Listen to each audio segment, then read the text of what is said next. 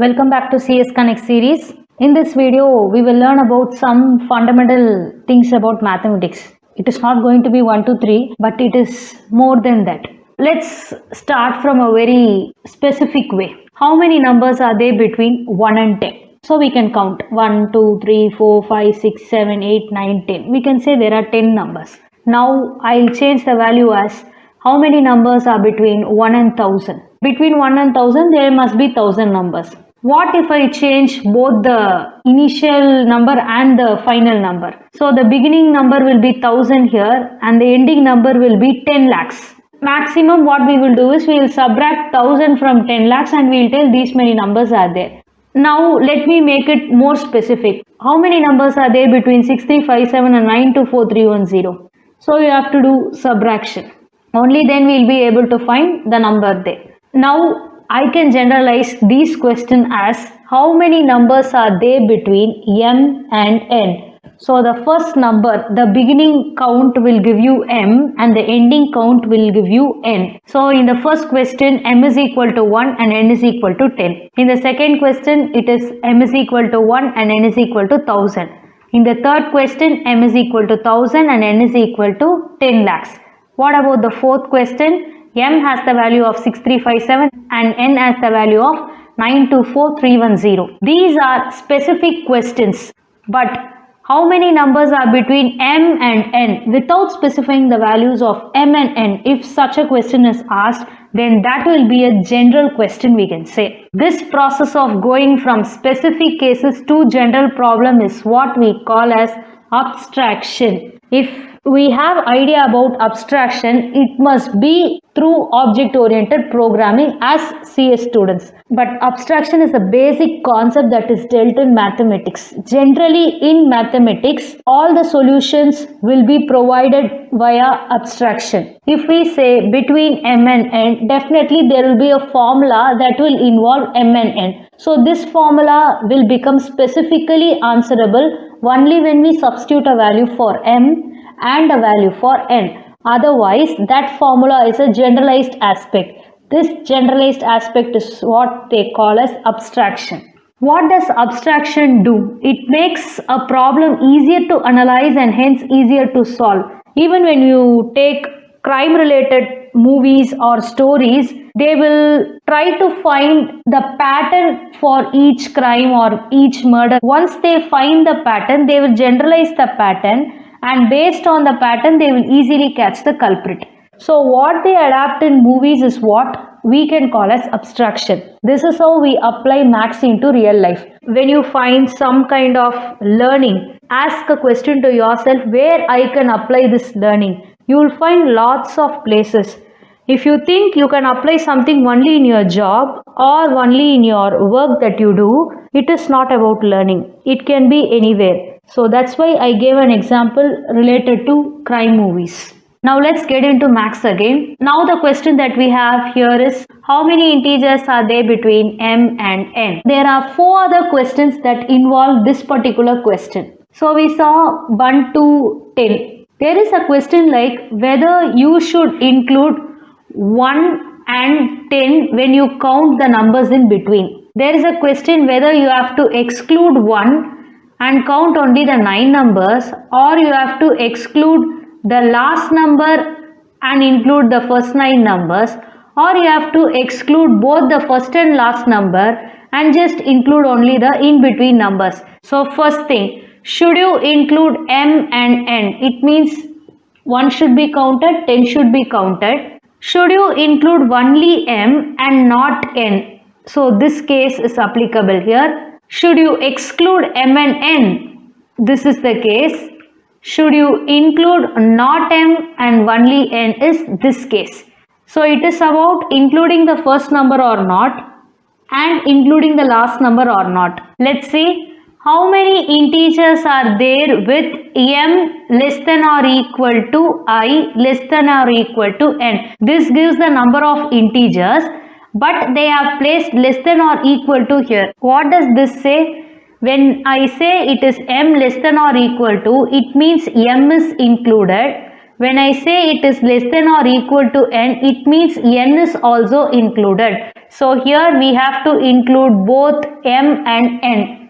When we say it is m less than I less than n, I have to not consider m as well as I have to not consider n. Only the numbers after m and before n will be considered. This I will give you the number of integers between m and n. The symbol here will tell you whether to include m and n or exclude them or keep only one and leave the other. So from here we can get a statement like if n is a positive integer, then there are n integers I such that 1 less than or equal to I less than or equal to n. So in between 1 and n we have I number of integers is the meaning of the statement. This is with respect to the range 1 to some number. So here we can take m is equal to 1 and n is equal to 10 for example. So between 1 and 10 how many numbers do I have? This is what they have mentioned here. Now let's get into an example. How many integers are there between 1000 and 10 lakhs? The books that I referred were written by abroad authors, so they have mentioned in this form, but in Indianized version it is actually 10 lakhs. If you take 10 lakhs and if we minus 1000, this should give 0, 0, 0, 10 minus 1, 9, 9, 9. This will be the answer. But here they have told you have to include 1000 as well as 10 lakhs. So 10 lakhs is included in subtraction. But if you want to include this 1000, you have to add 1 to this and bring this to 0, 0, 1. So these many numbers are there between 1000 and 10 lakhs. Now how they have arrived at this solution is count the number between 1 and 10 lakh. So between 1 and 10 lakh we will have 10 lakh numbers altogether. We have to count the number between 1 and 1000 excluding 1000. I less than 1000 means I less than or equal to 999. How many numbers are there? There are actually 999 numbers. Now they will subtract 10 lakhs from 999 which will give you this number. So this is how we will be finding the number of integers between one number and other number when one is not involved in the beginning. Why we are going with these three steps is in order to generalize something we have to specifically make it complex, only then generalized concept will be so easy. From 1 to n we are moving to the next statement. If m and n are positive integers with m less than or equal to n. So the previous example m was 1000 and n was 10 lakhs. So is m less than or equal to n? Yes. Then the number of integers such that m less than or equal to I less than or equal to n is n minus m minus 1. So here it is 10 lakhs minus 1000 minus 1. What is 1000 minus 1? We saw there as 999. That's why they mentioned I less than 1000 which is equal to I less than or equal to 999. So when you apply this minus inside, this will become n minus m. Minus of minus will become plus 1. So n minus m plus 1 number of integers are there when m and n are positive integers with the condition m is less than or equal to n. It means the beginning number is less than or equal to the ending number. The part between if and then contains its hypothesis. So this part which says m and n are positive integers and that m is less than or equal to n. Both the conditions are included in the if part and this is called as hypothesis. Then what about the then part? The part after then is conclusion. In this case it's a statement about a certain set of integers. So they say the number of integers I can be n minus m plus 1 number of integers. We always take if part to be the hypothesis and then part to be the conclusion. This is how we are deriving a formula for generalized cases for specific questions. Now let's have a question like how many integers are there with minus 10 less than or equal to I less than or equal to 90. Let's take minus 10 and 90. In between we have 0. So here we have minus 1 and here we have 1. So how many numbers are there between 1 and 90? 90 numbers are there. How many numbers are there between minus 1 and minus 10? 10 numbers are there. and the 0 has to be counted as one number. Totally how many numbers do we have? 90 plus 10, 100, 100 plus 1 will give 101 numbers are there. So let's check whether it is applicable here. Here we have m is equal to minus 10 and n is equal to 90. So the formula will be n minus m plus 1. So 90 minus 10 plus 1. Minus into minus will be plus. So this will be 90 plus 10 plus 1, which is equal to 101. This is what we have done here.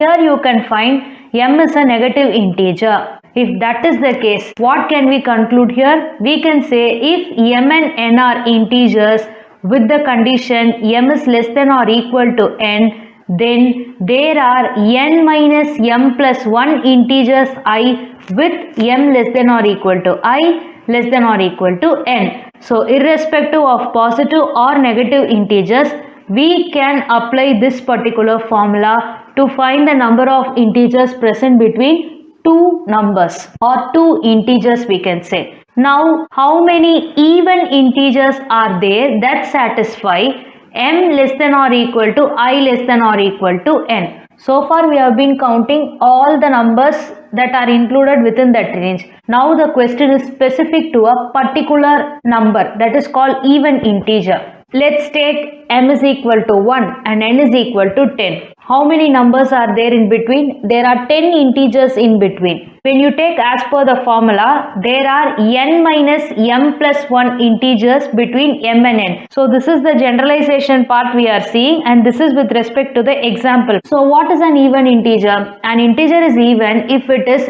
twice some integer.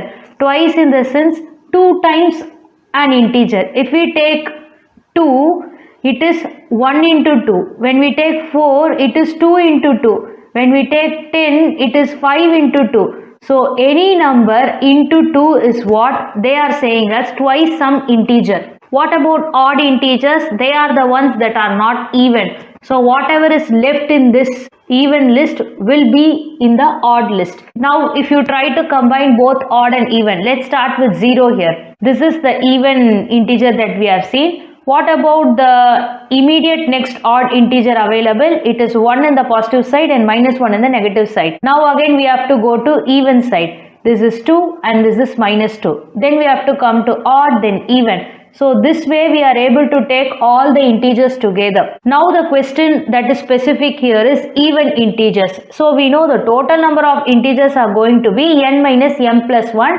As per this example, it is 10. When we want to know what are the even integers between 1 and 10, we know it is 2, 4, 6, 8, 10. How many integers are there? 5 integers are there. So in 10, when you divide it by 2, you get the number of even integers.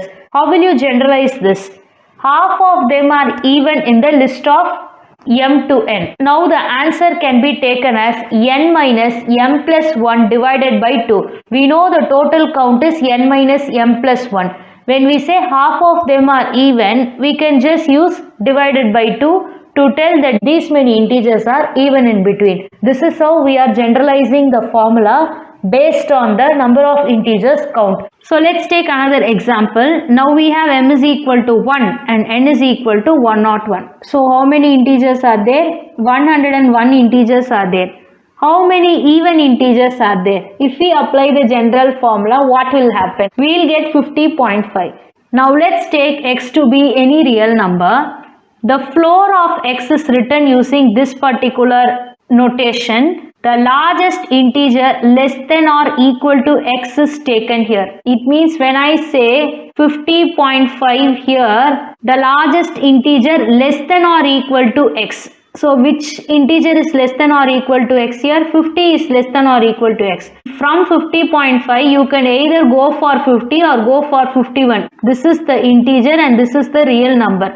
If x is any real number, the floor of x is the largest integer, but they have told it is less than or equal to x. So in this case, since it is 50.5, we are picking 50 as the answer. So floor means only the integer that is smaller to the value should be taken. So here they have given example for 50.5, which is 50. When you have an integer with floor symbol, the same integer will be applied. What about minus 2.5? Here the answer will be minus 3. 0, minus 1, minus 2, minus 3. Now minus 2.5 will be somewhere here. Now which number is less than here? Between minus 2 and minus 3, this one is lesser. So if we take 2, 1, 0, the lesser number you have to go this side. Similarly, for the lesser number you have to go this side.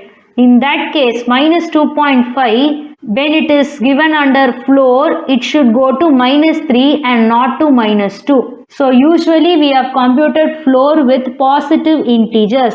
But you should also know to compute the floor of a value with negative sign. In negative sign, you have to travel in this way and not this way. So whenever you compute greater than, you go this way. This is for greater than. When you go for less than, you have to come this way. So that's why after 0, minus 1 will be greater than minus 2. Minus 2 will be greater than minus 3. Now what about the ceiling of x? When you have 50.5, you have to pick the smallest integer that is at least as big as x. Here the smallest integer can be 51.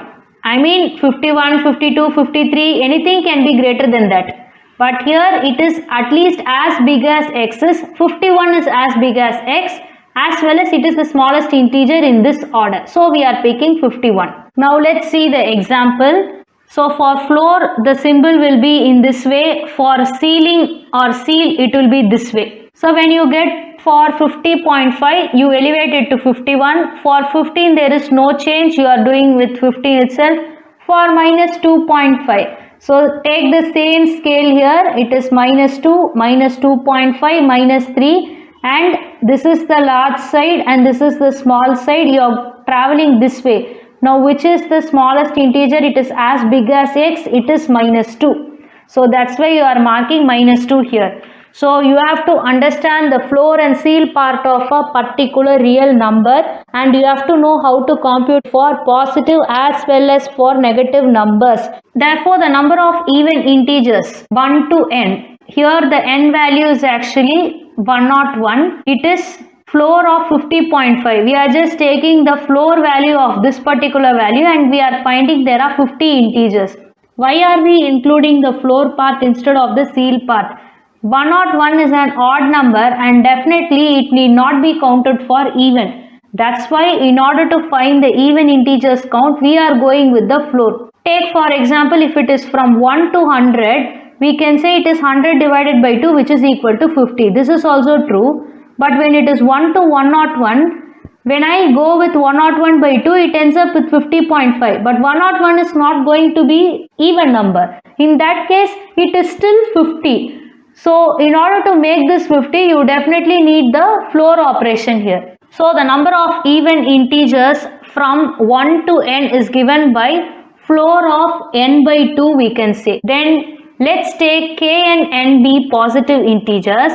The number of multiples of k between 1 and n is n by k under floor operation. When we say even integers, it means it is a multiple of 2. That's why we use n by 2. If multiple of 2 gives n by 2, then multiple of k will give n by k. That is the idea behind this statement.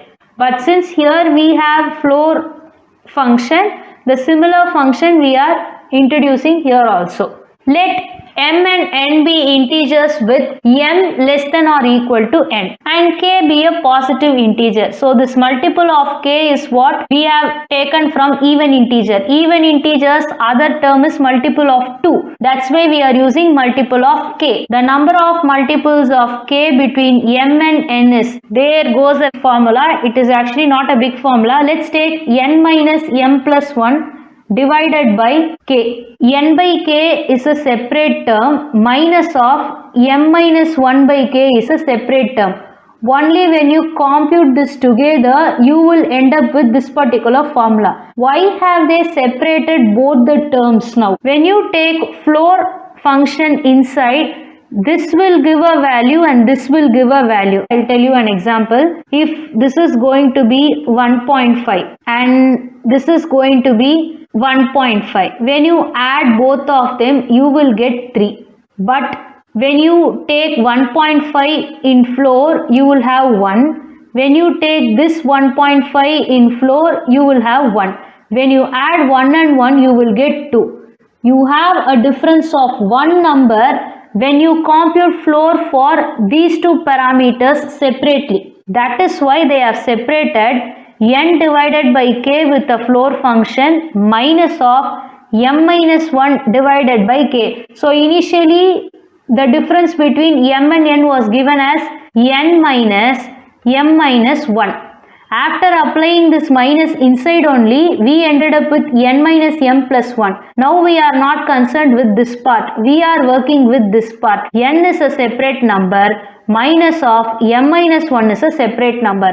So they are treating n minus m minus 1 separately. So this is separate, this is separate. That's why we are using k under both the separate terms. So this actually differs from n minus m plus 1 by k by at most 1. This is the difference I told you in the example. When you compute this way, you get 3. But when you compute this way, you get 2 because you are taking the floor value of both the values. Next, we will get on to factors and multiples. So let's take the natural numbers. The non-negative numbers are actually the natural numbers. If m and n are integers, then n is a multiple of m. If n is equal to k into m for some integer k, let's take k is equal to 1, m is equal to 2. How will we find n? N is equal to 1 into 2, it is 2. Then when k is equal to 2, we'll have n is equal to 4. So this is like 1 into 2, this is 2 into 2. This changing number is what we mean it as k, and this multiple is m. And the value is n totally. So n is an integer multiple of m. N is a multiple of m. Say for example, we have a value like 5 into 2. So n is equal to 10. Here k is equal to 5 and m is equal to 2. So let's take only n and m. 10 is a multiple of 2. It can be stated as any of the following. What are the other ways to say that 10 is a multiple of 2? 10 is divisible by 2. So n is divisible by m. 2 divides 10. It means 2 can divide 10. 10 divided by 2 will give you a remainder of 0. So we can say 2 divides 10. That is what is written as m divides n. 2 is a divisor of 10. When you split 10 as multiples, you get 2 into 5. So definitely 2 is a divisor here. So we say m is a divisor of n. M is a factor of n. 2 is a factor of 10. And in general, we are denoting it using this particular notation. How do we read this? We read this as m divides n to signify any of these statements. So when you have this particular notation next time, it can be n is divisible by m divides n, m is a divisor of n, m is a factor of n is a multiple of m. Any meaning can be taken. So you have to know what is n and what is m. Take the meaning correctly. So what about the case where m does not divide n? When we have a strike through symbol in the divide symbol.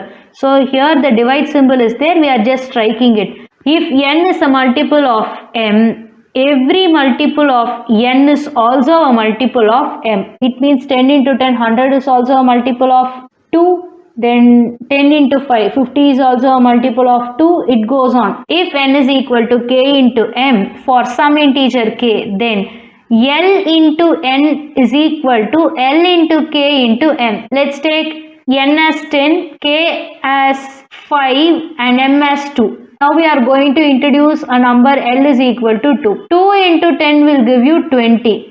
Now how much time you have to multiply this part? This is also 2 into 10 which is equal to 20. So already 5 into 2 is 10. Now we are going to multiply this 2. What they say is whatever you multiply to this side, it will be applicable to this side. That's all. Similarly, when we say d divides m, then d divides L into m for every integer. So let's take d is equal to 2 here and m is equal to 10. Now let's take 2 divides 10 is true. When I multiply 10 into 2, it becomes 20. So 2 divides 20 is also true. When I take 10 into 3, it becomes 30. If I say 2 divides 30, it is also true. When this particular 10 is divisible by 2, whatever multiples of 10 is available, that will be definitely divisible by 2. If m and n are positive integers such that m divides n, then m is less than or equal to n and n divided by m is less than or equal to n. So let's take 2 divides 10. This is m and this is n. 2 is less than or equal to 10 is true. So this one is fine. What about n divided by m less than or equal to n? What is n here? 10 divided by 2 less than or equal to 10. So when you divide, it is 5. 5 is less than or equal to 10. Is it right? Yes, it is right. So we are checking it with the example for which we have been working all along. If m and n are going to be positive and m divides n, then definitely m will be less than or equal to n. At the same time, when you divide n by m, that will be less than or equal to n again. Now we will get on to prime numbers. What is a prime number? Any integer that is greater than 1 is prime when its only positive divisors are 1 and the number itself. So we have a list of prime numbers less than 1000. For now we can pick a 2-digit number. Do you have any factors for 47 other than 1 and 47? No. So here the positive divisors are 1 and n for the number n. So except 1 and n, you will not have any other divisor. That is prime number. We have come across this LCM, GCD and all. What is greatest common divisor? Consider two positive integers m and n. Any integer that divides both of them is called a common divisor or a common factor of m and n. Take two random numbers. Say for example 10 and 25. What are the common divisors between them? If we take 10, we have 2 into 5. When we take 25, it is 5 into 5. What is common between them? 5 is common between them. Among the common divisors of m and n, there is a largest one. That will be called as the greatest common divisor or the highest common factor. You would have heard about GCD, HCF. Both are same. So when you want to pick the GCD of two numbers, you have to find the factors of those numbers. Take the common factors separately. Whichever factor is the largest, that one is the greatest common divisor. So let's see an example here. They have given 168, 192. So this is 8 into 3 into 7. That's what they have split it as 2 into 2 into 2. How they have represented this particular factor is they have used 2 3 times. So this is 2 power 3. They have used 3 one time and 7 one time. What about 192? 2 into 2 into 2. So this is 8. 2 into 2 into 2. This is 8. 8 into 8 is 64. 64 into 3. It is 192. Altogether there are 6 number of 2's. We are mentioning it using 2 power 6 into this 3. So how do you find the GCD now? You have to combine all the factors together. So 2 power 3, 3 power 1, 7 power 1, then 2 power 6, 3 power 1. Do we have 7 here? No. So they have mentioned it as 7 power 0. Now pick this particular 2. Minimum of 3 and 6 has to be taken and pick up 3. Minimum of 1 comma 1, there is no change there. What about 7? It is minimum of 1 and 0. So minimum of 3 and 6 is 3. So 2 power 3 is definitely there. Minimum of 1 comma 1 is 1. So 3 is also definitely there. Minimum of 1 and 0, you have 0. So 7 power 0 is going to be 1. We can leave it for consideration. It's going to give 1 only. What is 2 power 3? It is 8. 8 into 3 will give you 24. Take what are the numbers that are present in common.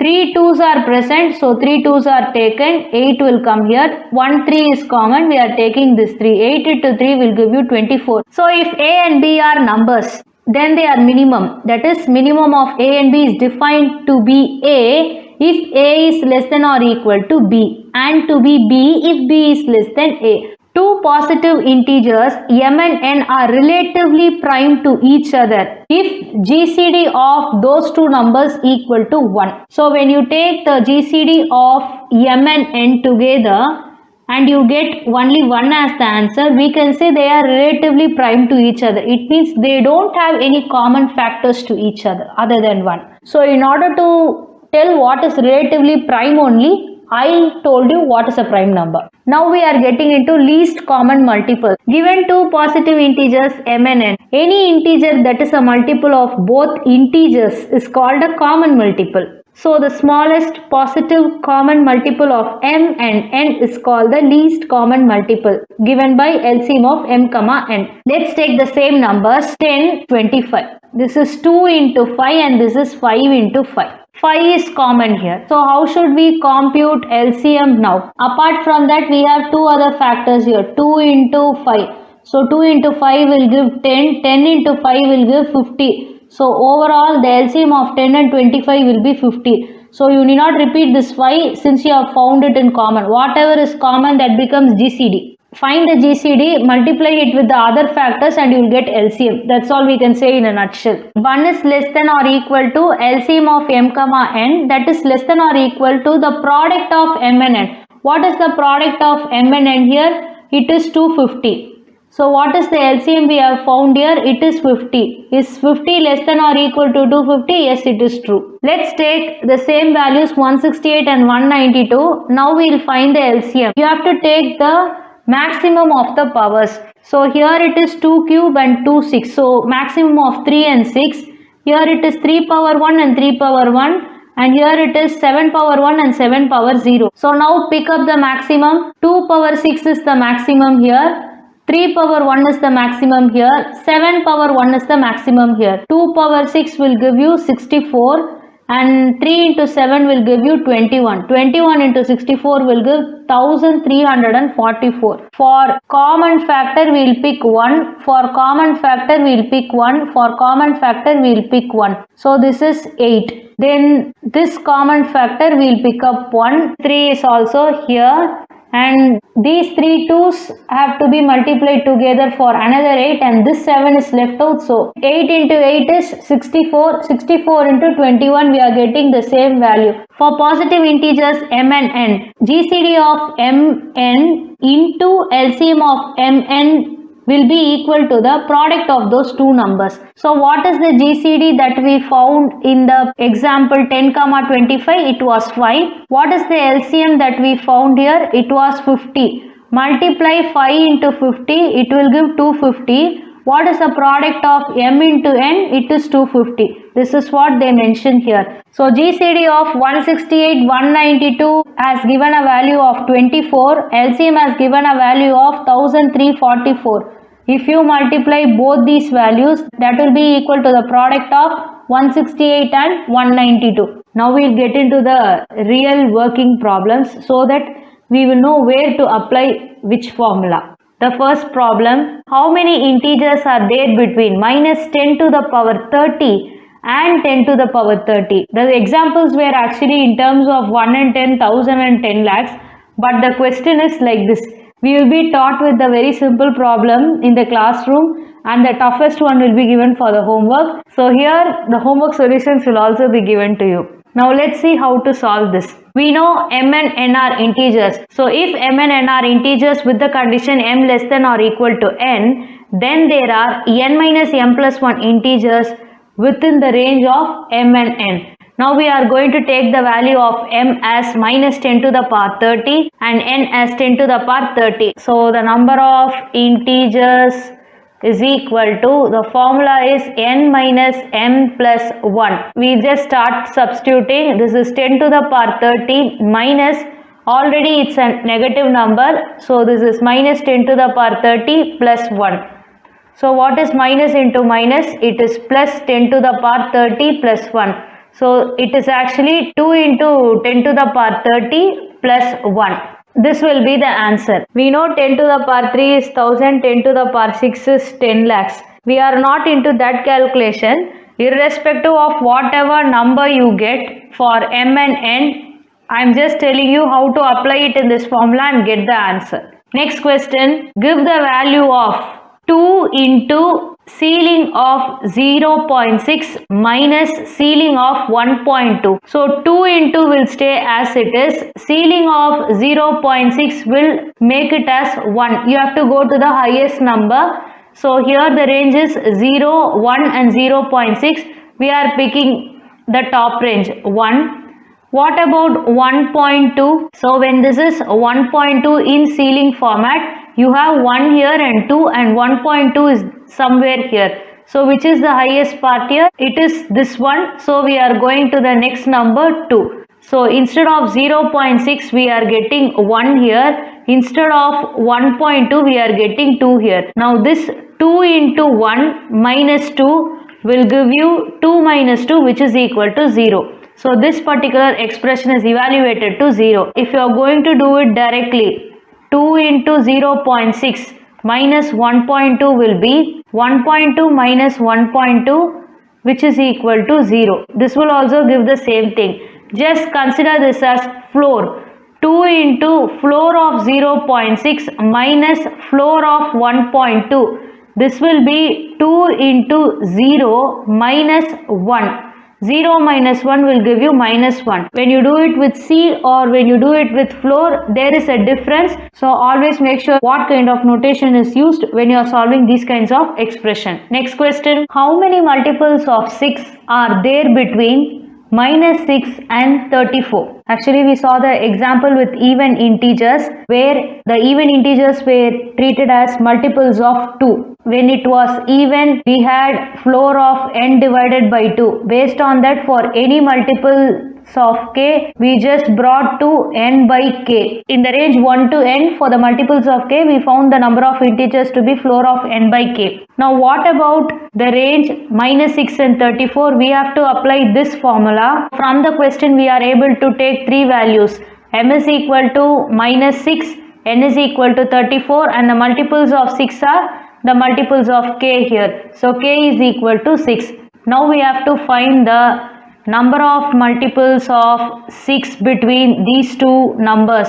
So what is the value of n divided by k? It is 34 divided by 6, and we have to apply floor notation minus again the floor notation.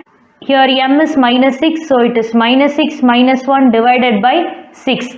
What is 34 divided by 6? 6 5s are 30. We have 4 decimal point. 6 6 are 36.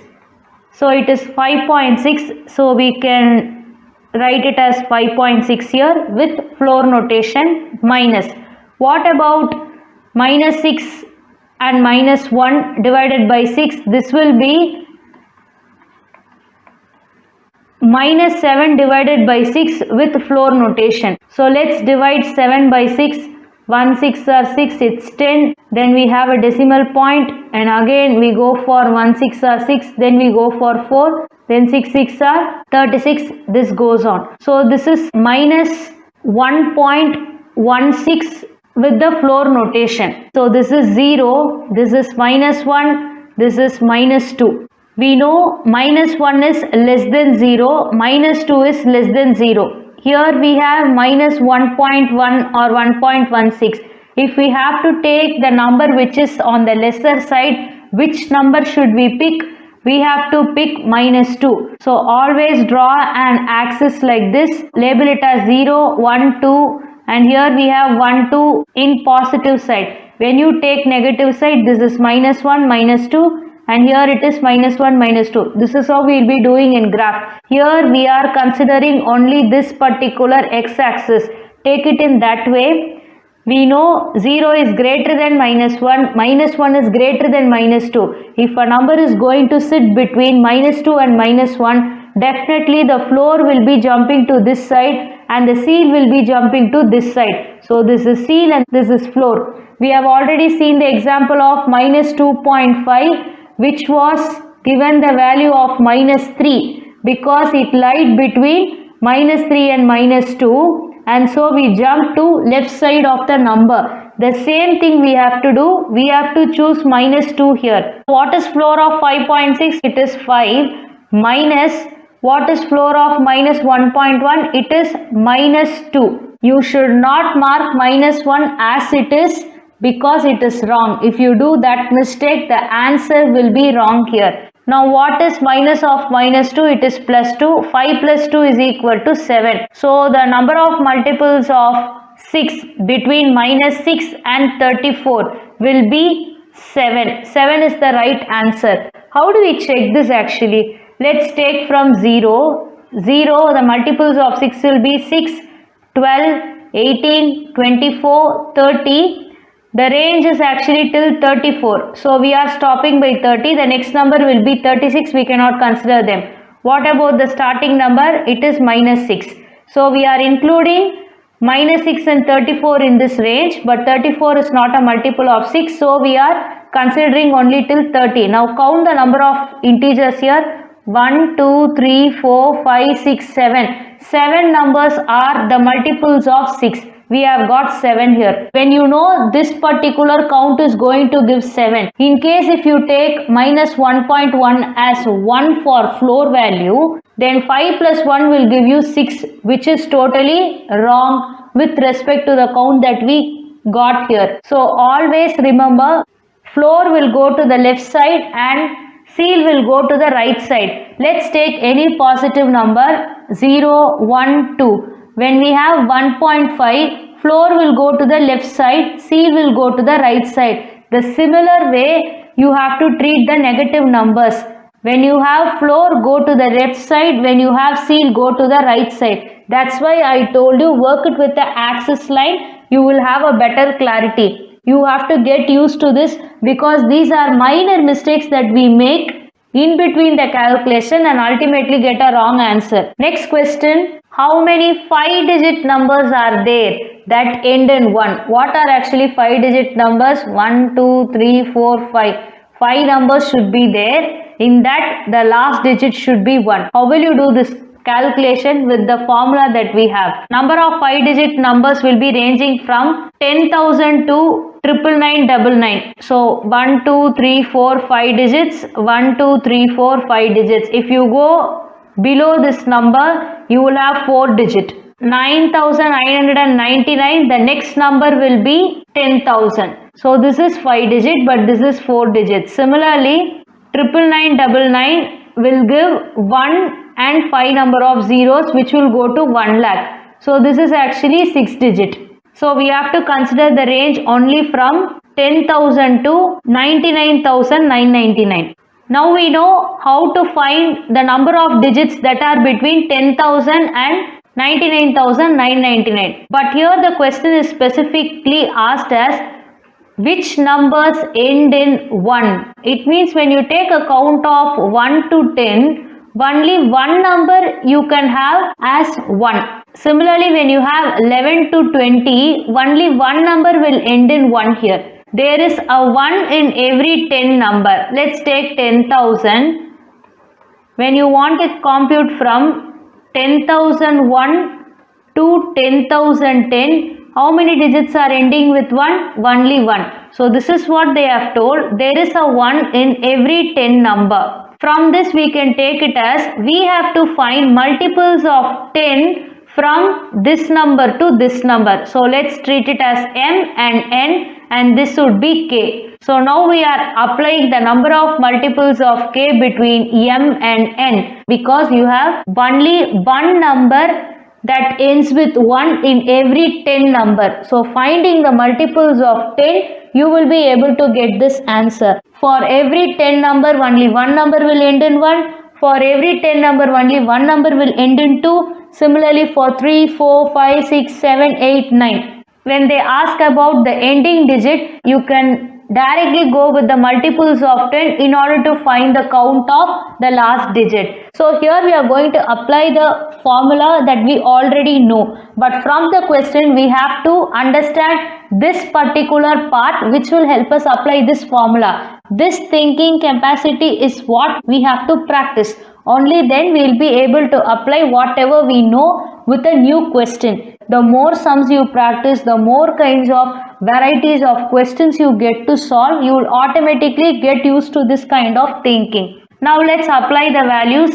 We know m is equal to 10,000, n is equal to 99,999 and k is equal to 10. So the number of multiples of 10 will be floor of what is n divided by k?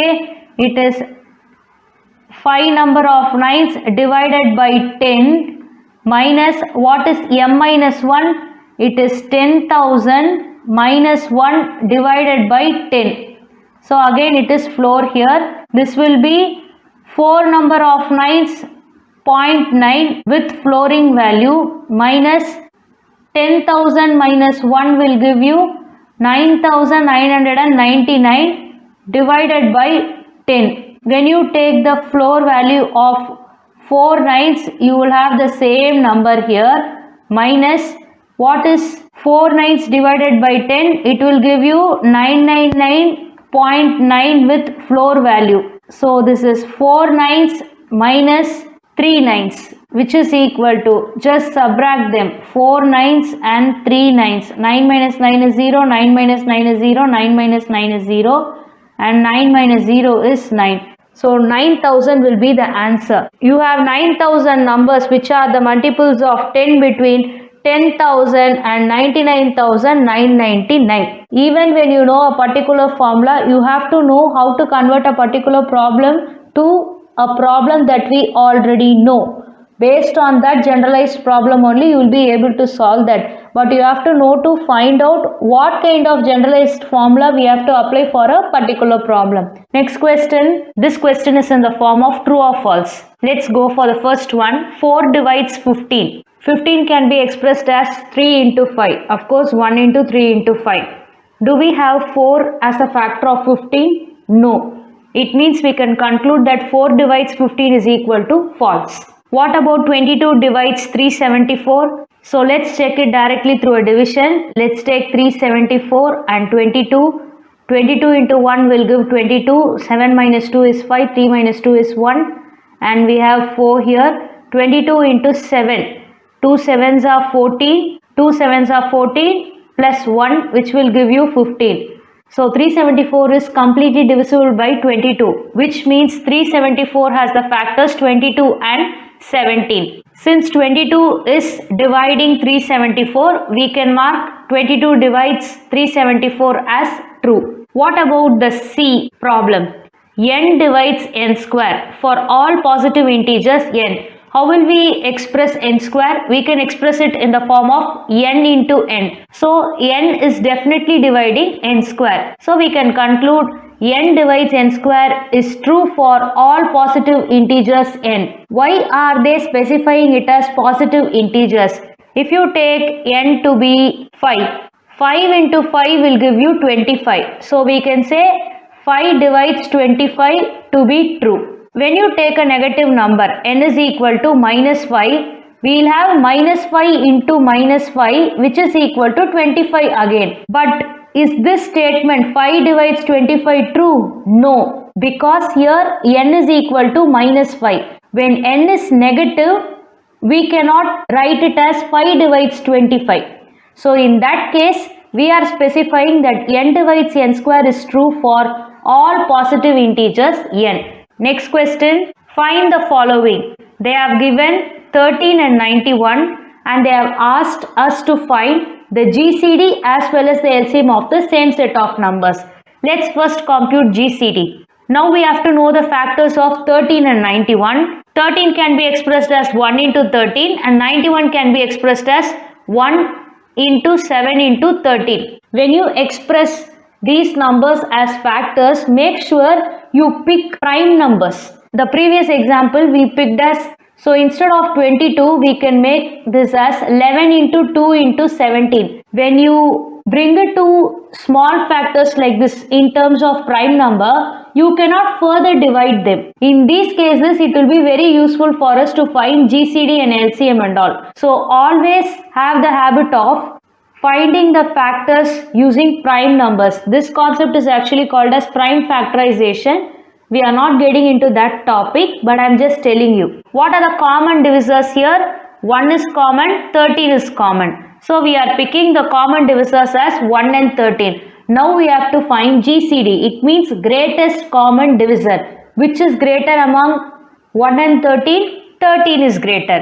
GCD of 13 and 91 will give you 13 as the answer. Now how do you find LCM? We will take the same factors again. 1 into 13, 1 into 7 into 13. It is 1 instead of these two ones, 13 instead of these two 13, and then 7. So multiples will be 1 into 7 into 13. When you multiply them, you will ultimately get 91. So LCM of 13 and 91 will give you 91. If you can remember the explanation that I have given, the minimum of the power should be taken here and the maximum of the power should be taken here. If you take in that aspect, this is 1 power 1, 13 power 1 in case of 13, 1 power 1, 7 power 1, 13 power 1 in case of 91. If you compute minimum of 1 and 1, 1 will be selected, so we are choosing 1. Similarly, 13 power 1 and 13 power 1, minimum of 1 and 1 will give you 13 power 1. Here it is 7 power 1 in 91. Here you don't have 7. So here it can be expressed as 7 power 0. Now the minimum of 0, 1 with respect to 7 will give you 0. So this is 7 power 0. We are not considering it for GCD. When you take the same case here, 1 power 1, 13 power 1, 1 power 1, 7 power 1, 13 power 1. So we can include 7 power 0. Regarding 1 and 13 there is no change. But regarding 7 power 0 and 7 power 1 we have to choose the maximum. 1 is the maximum. So we are including 7 in LCM. This is as per the explanation that we saw before. Now there is also an other formula that we saw. GCD of m comma n into LCM of m comma n is equal to product of m and n. Now we will try to apply it for this problem. M is equal to 13 here and n is equal to 91 here. So this is m, this is n. What about the GCD? We have found it is 13. In case if you have no idea about LCM, we can find LCM of 13, 91 using this particular formula. So 13 of GCD will be taken to this side by division. So this will be 13 into 91 divided by 13. 13 and 13 will get cancelled. Ultimately you will have the LCM as 91 here. So even if you know to compute GCD, you can take the LCM from this particular formula. Or if you know how to calculate LCM, you can take the GCD from the same formula. If you know to compute both the things, it's well and good.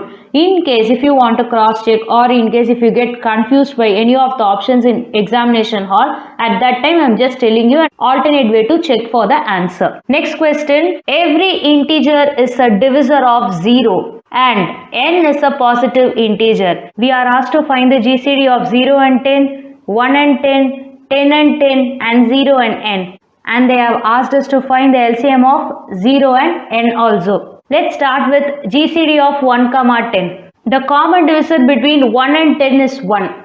What is the divisor of 1? We can keep it as 1. What about the possible divisors of 10? We have 1. 10 is actually divisible by 2. 10 is actually divisible by 5. And 10 is divisible even by 10. So you will have 4 factors for 10. Now what is the common factor here? Only 1 is the common factor. So we are taking the common divisor between 1 and 10 is 1. And ultimately the GCD of 1 and 10 will also be 1 because you have only one common divisor and that is the greatest common divisor. What about GCD of 10, 10? The common divisors are 1 and 10. This is with respect to the previous problem they have just mentioned here. But we'll just work it out and see. This is for the first 10. Now you take another 10. We have 1, 2, 5, 10. When you take the same number again, you will have the common factors as same only. So among these 4, which is the greatest common factor? 10 is the greatest common factor. In that aspect, we can mark the GCD of 10 and 10 to be 10. When you are finding the factors of a particular number, that number is also a factor because 10 can divide 10. It will give a remainder of 0. If this case is possible, 10 can also sit as a divisor. What about GCD of 0, 10? 0 is divisible by 10. This is what they have mentioned in the question as every integer is a divisor of 0, which states that 0 is divisible by every integer. When you try to divide 0 by any number like 10, you will ultimately have the remainder as 0. If any number has a remainder of 0, it means that number is divisible by this particular divisor. That is the same thing that we are applying here. 0 is divisible by 10. 0 is divisible by any non-zero integer without remainder. A remainder of 0 is what we will tell as without remainder. 0 can be taken as 0 into 10. Now what about 10? We know for 10 we have 1, 2, 5 and 10 as factors. Now what is common between 0 and 10?